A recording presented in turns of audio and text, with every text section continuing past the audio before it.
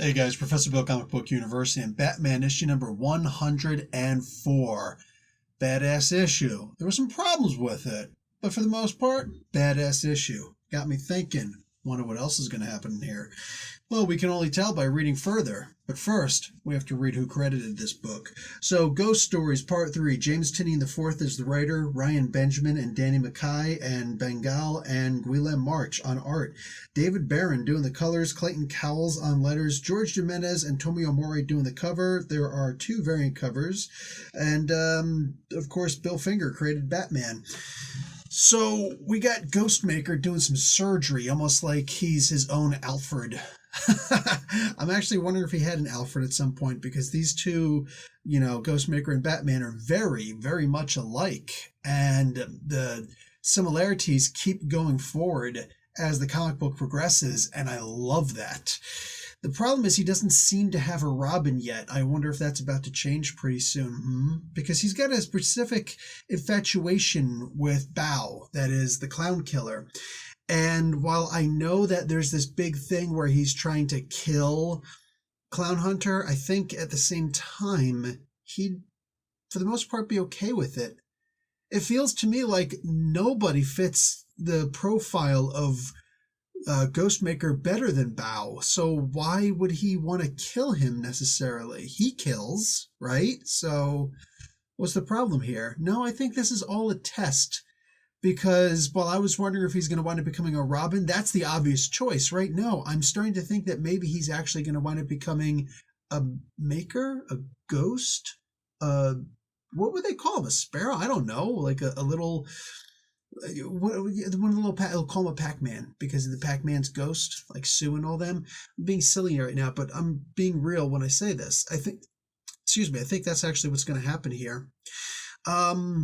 The art in here is really weird, like wonky. There's some great images, and then we get the images after the credits where everything looks very similar to a John Romita Jr. book, which is the worst kind of art I can imagine. I'm being dead honest here. I'm not a fan of this art for these couple of pages here.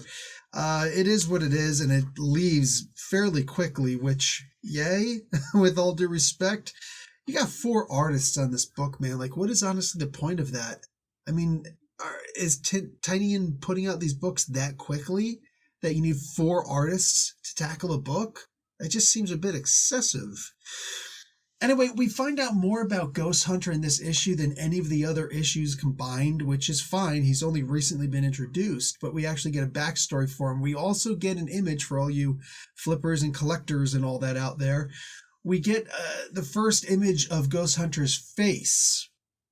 And again, a lot more of his origin story, as Robin had actually met him once, kind of, sort of.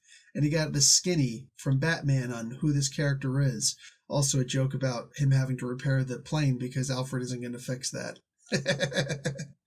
So I'm really liking the comparisons in here. There's a lot of good stuff happening in this book, man. And aside from that beginning part with the art, I mean, everything else in here is spectacular. I'm going to show you some later on. Here's him in the plane. I mean, like, look at this. This is gorgeous. This is absolutely gorgeous. But some of that other stuff, those couple of pages with Batgirl, really wasn't feeling it. But what I was feeling was the other stuff. I felt like in these parts here. Look at the difference between the art on these 2 pages. I mean, it's huge, and just actually, same page.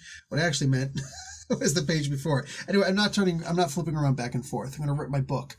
See, I'm not a fan of this kind of art, but I am a fan of the story that's in the art because I'm digging that. The idea of Batgirl Actual, Batgirl Prime, stuff like that. That's really cool. I dig those call signs. Why can't, if there's a bunch of different Batmen, why can't there be a bunch of different Batgirls? And you're the Batgirl Prime.